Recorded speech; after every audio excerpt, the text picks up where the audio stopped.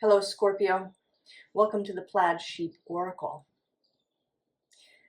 I'm not surprised that your reading has come out following the final collective death and the moon, because some of what came out in that reading is showing up here. And death is associated with you, Scorpio, your card in the major arcana.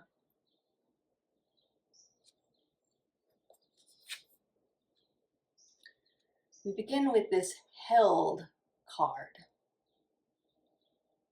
from the Rose Oracle.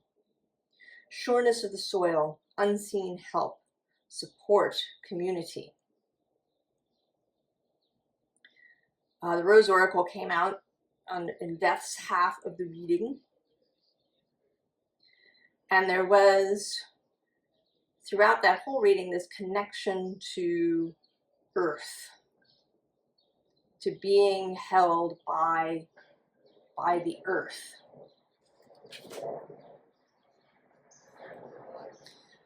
The bottom of this deck says, "Come to me." Attracting like a rose, receive abundant desires. Actually, I don't think I looked. Who's on the bottom? Oh, yes, the grandmothers. Remember your roots. Perspective, trust the leavings. So roots. This card actually appeared in yesterday's reading, though I didn't mention it. In the Death and the Moon reading, I saw it.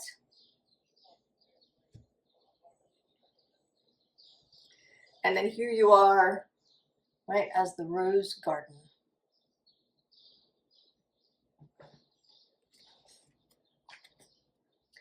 And the first card here is all is connected.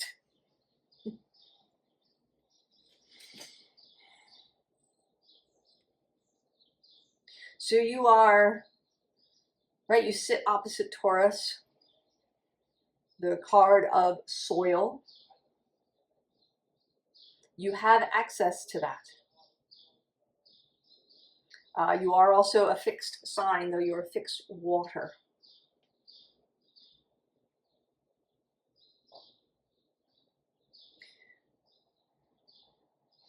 If you have felt unmoored, if you have felt unsure, you know, as the sign of transmutation, something that could happen is that you might get caught up in that, kind of into a constant transmutation. Maybe you feel like you need to transform yourself all the time. Like a snake shedding its skin more often than is really needed. And that can be destabilizing.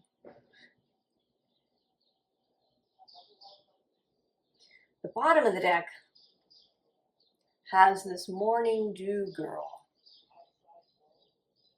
And she feels very, right, very connected, very solid, very sure, very stable.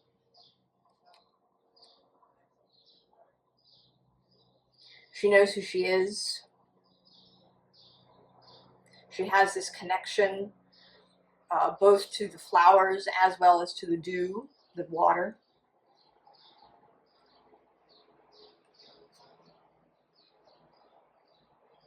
And so all is connected.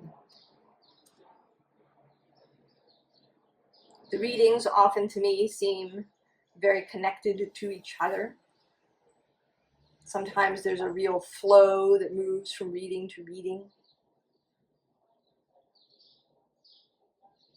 Sometimes, you know, I'll start a reading and a deck that seems unusual to me will show up, like the Rose Oracle did for Death. And I have a little doubt.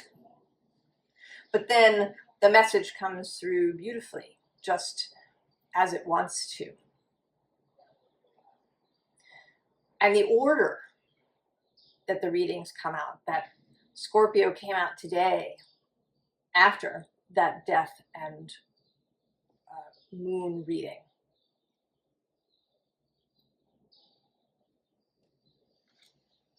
Trusting in the connection, trusting in the magic, trusting in your connection.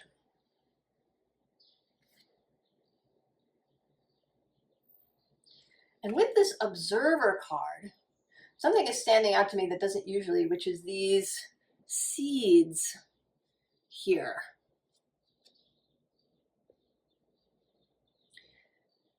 And I think that they feel incoming rather than outgoing. So like you have been pollinated, Scorpio, even if you didn't know it, while you were busy doing other things, looking at whatever you were looking at. This pollination has been taking place. And although these are leaves and these are seeds, there's kind of a visual thing here.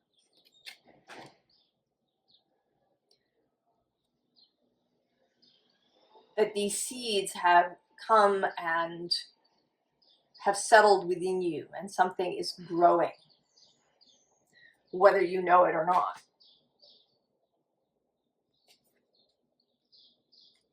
And then we have like a bird. That you are, right, that you are more mobile, perhaps, than you think.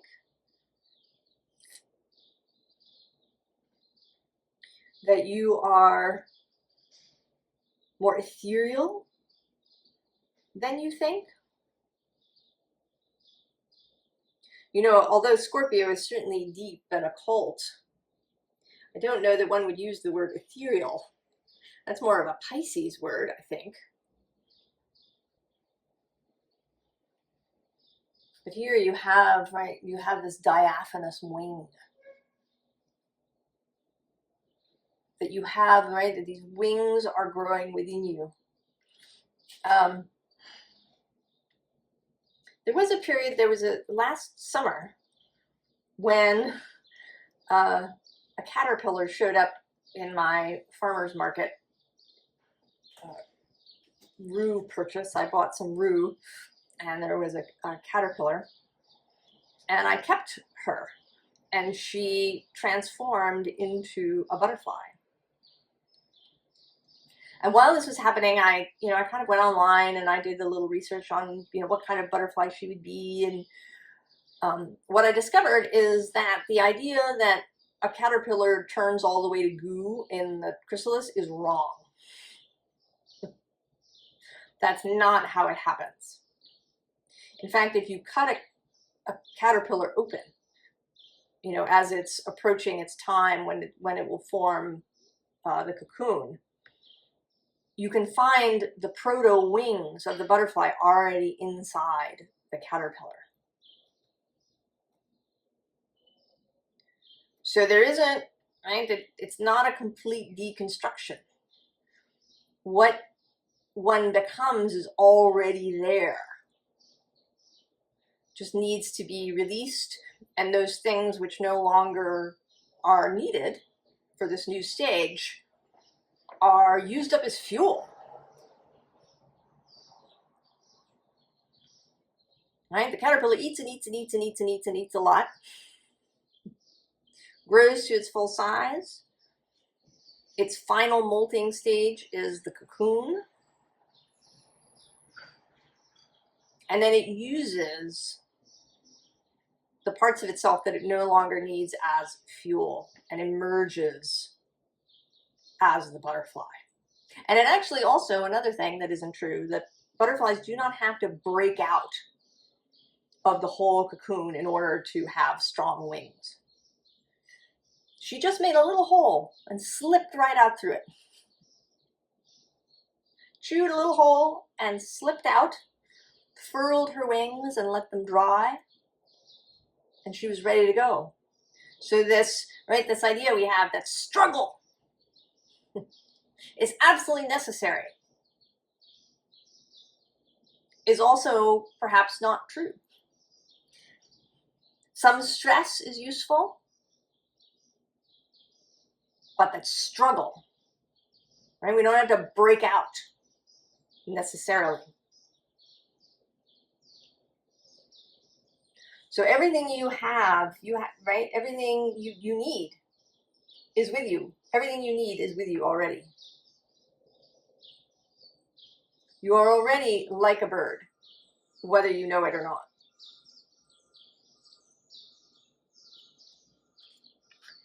It's Three of Swords, but this Three of Swords I'm almost always focused on this eye. But it's in this particular card that it's not really so much about the swords as it is about this eye, this knowing of the heart,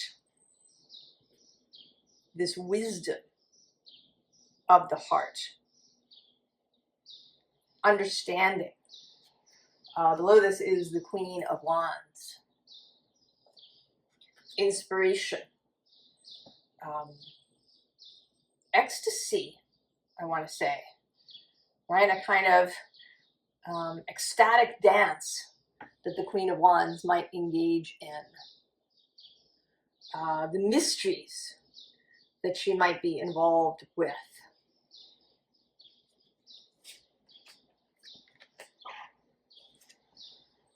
And the bottom of the deck is the Nine of Pentacles. So, stability, absolutely. Mastery over the physical realm.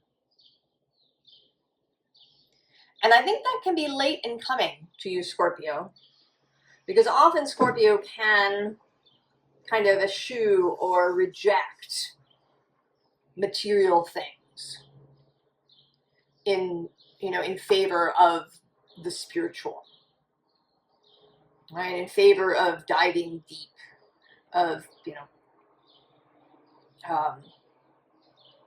seeking the mystical.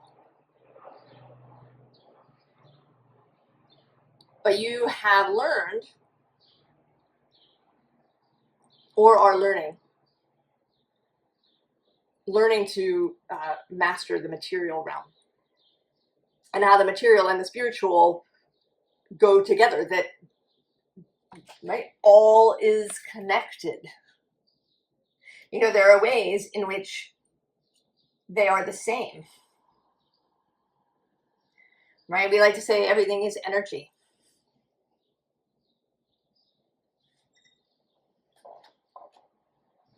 Five of Cups. And then this Prince of Pentacles. And this is this earthy energy coming in to show you that you absolutely have stability. That you absolutely have the wherewithal to move around in the physical world without feeling overwhelmed.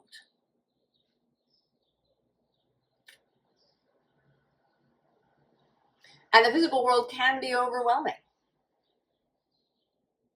We like to find reasons for that. We like to say that, our soul came from a different world and so it's unfamiliar, but I don't think that's actually the problem. The problem is that the world is complicated and loud and overwhelming. Just to humans in general. And then some humans who are extra sensitive find it even more difficult. You don't really need a reason. You don't have to justify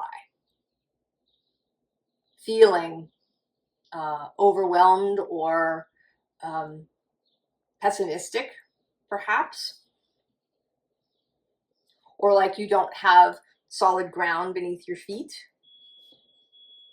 You don't need to justify that feeling. It seems to me that it's perfectly natural and normal for how the world is running at the moment.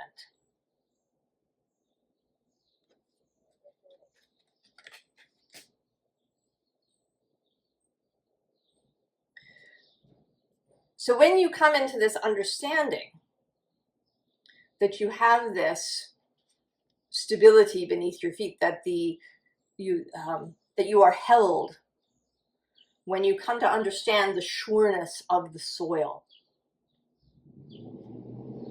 Then you can enter this Hierophant energy. And it's not so much about tradition,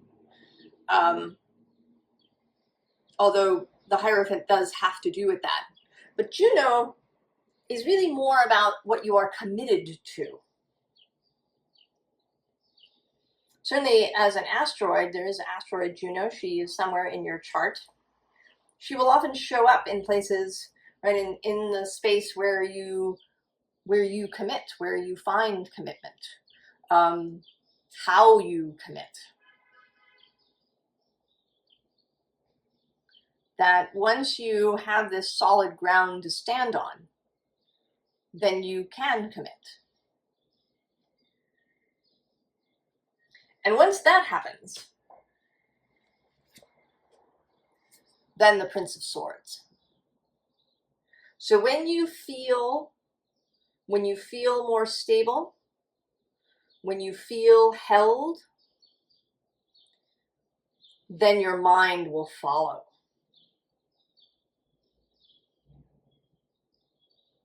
Then your mind will follow.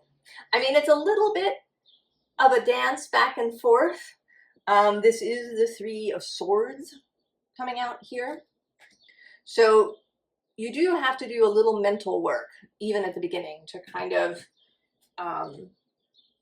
to find this stability. You have to find some of the thoughts that can help you get into this stable place. But the inspiration, this Knight of Swords, hand on his heart, right? This is more commitment, the new ideas, the new direction. That comes when you have that stable feeling, Scorpio.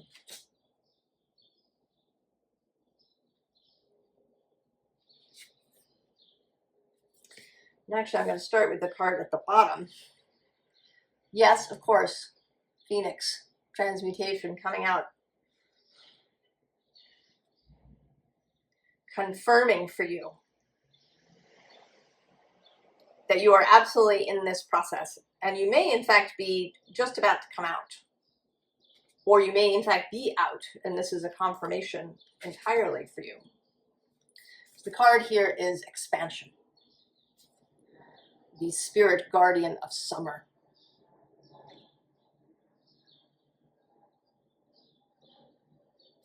And below that, moonlight enchantment with magic. And there is this is kind of another nod to the death and moon reading. There's this sun-moon combination here. Oh, and we also have the bee spirit with prosperity.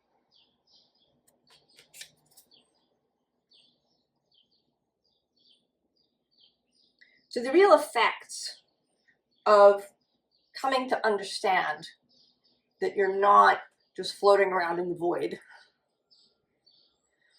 that you have this support for you, both the earth itself as well as your community, physical and non-physical. And it can be a process to accept that, to trust that. You know, if you feel like you've been treading water for a long time, or you've been, kind of walking on uneven sand, and every step, has been difficult, it can be a process to trust in this new realization, to let yourself really believe it. But the advantages are, first of all, freedom. And we have an eagle here who is the traditional animal of Scorpio. He's the one that appears on the World card in the traditional tarot.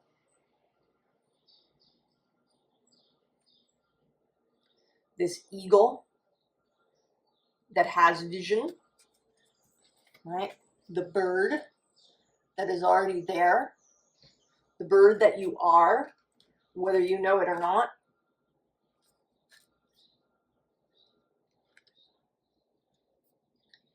And then refuge. You know, we all sometimes need, no matter how well grounded we are, how well supported, we may need to step away to spend time in a refuge and to know that our own mind, our own self can be a refuge for us, that it's not, you know, even our own body. I know, you know, people who have had difficulties, they have had chronic pain or chronic illness, and they don't, you know, they may feel unsafe in their body. Sometimes they go traveling and leave their bodies. And that's the beginning. But they have to come back into the body for the healing really to complete itself.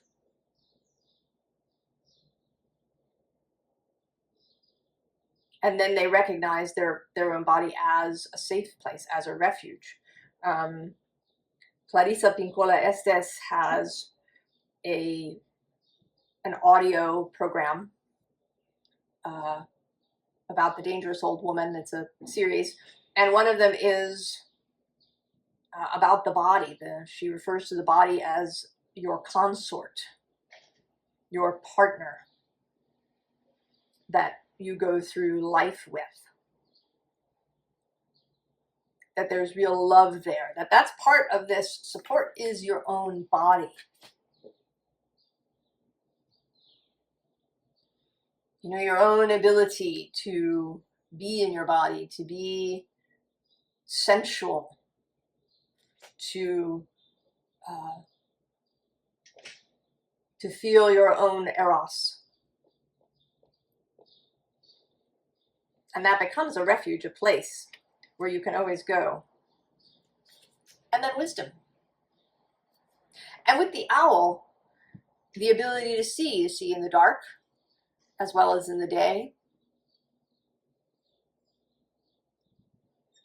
More of this bird energy. This ability to take flight.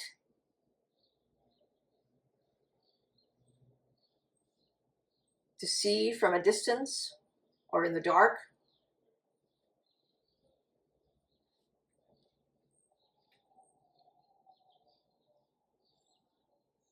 And then this whole row is kind of, I don't know, it's like emphasis. We have this empty nest with more of this flying energy. The ability to fly, and here they do seem to be leaving. Right here the seeds were arriving, now they're leaving. And so the ability to connect with other realms, things like telepathy and other psychic skills. Right below that is this very dynamic 8 of Wands. Right here too, the ability to connect with the non-physical, with your guides, and maybe with people through the ether. And actually below that is this lined up chakras card with, you know, these planets. So a sense of alignment with the cosmos. On the bottom, Dryad of kinship. Right? This is the reality. We are all kin here. And we are held by the earth. we have this stability always. So that, you know, wherever the wind blows, we're good. We can be the fool, stepping out on a new adventure.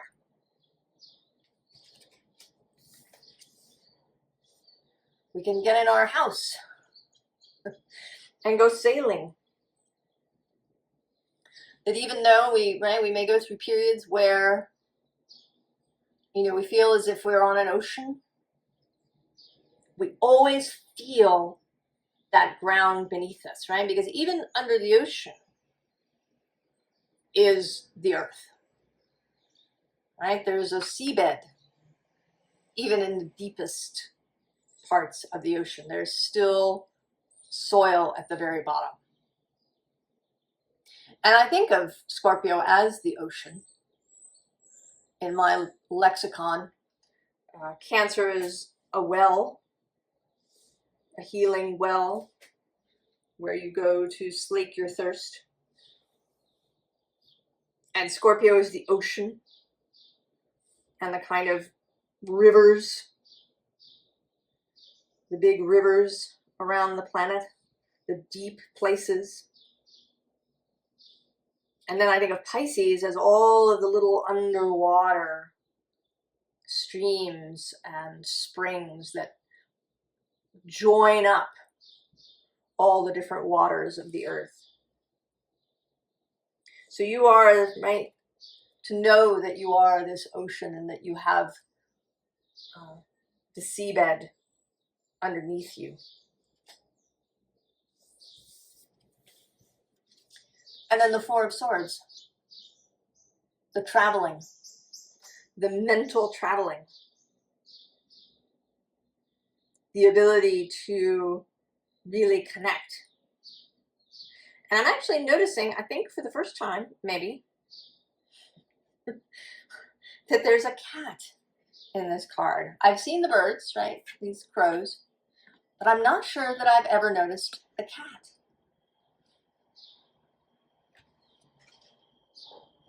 So to see newly, oh, you know something else I'm totally noticing for the very first time, and this I know I'm seeing for the very first time in this card, though I've had it for several years now. There's faces in these trees. Do you see the faces?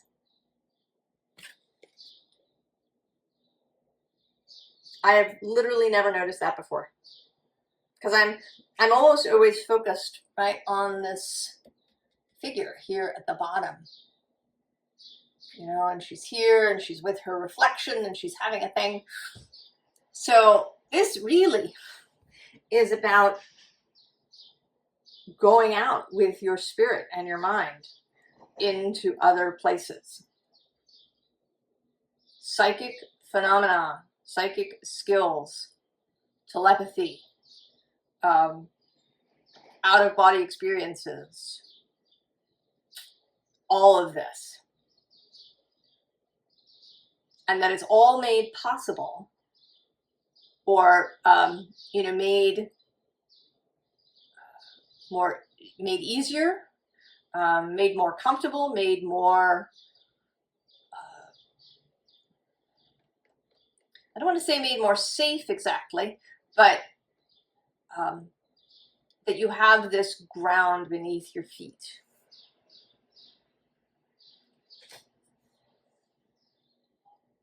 And now I suspect I will never unsee those faces. We'll see.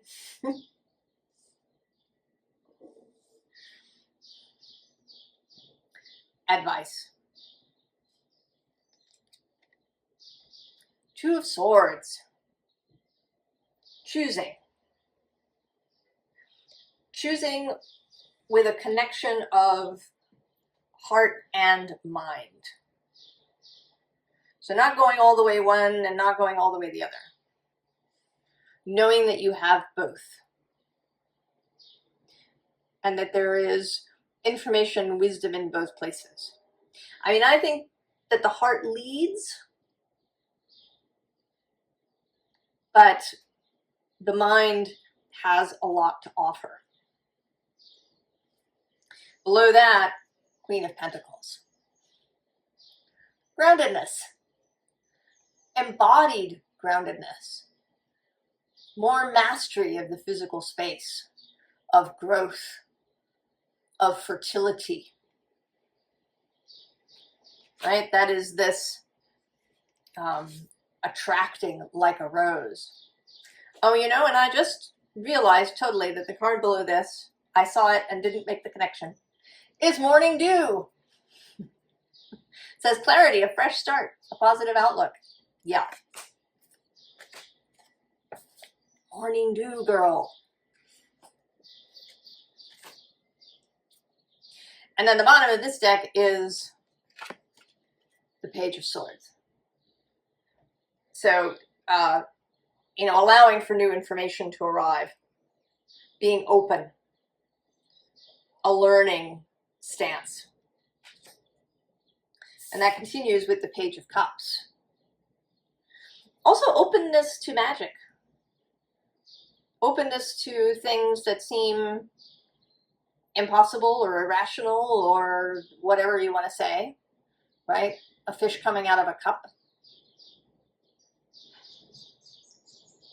The willingness to believe, the willingness to expect the magical. Six of Swords, going, making the journey.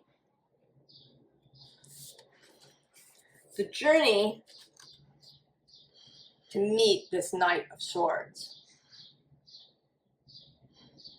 And I don't think it's a long journey. I think he is coming to you. You're going to meet part way. You know, you don't have to circumnavigate the world in your boat. It may be that you're just crossing a river and that he will meet you on the other side. And then when you receive that inspiration, when you meet the Knight of Swords, take the inspiration, run with it.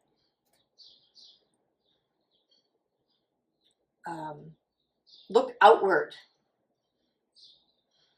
Expect wonderful things, right? Expect the Four of Wands to show up. And maybe all the rest of the wands. Right? The Five of Wands is more interesting things happening, and the Six of Wands is victory. Right? Expecting all kinds of things that life has in store for you. With, right, the knowledge that you're standing on the soil, that you have the sureness of the soil. Scorpio.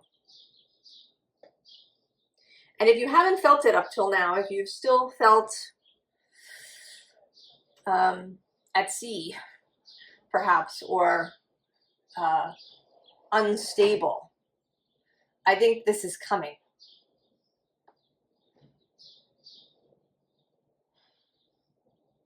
That you will feel this.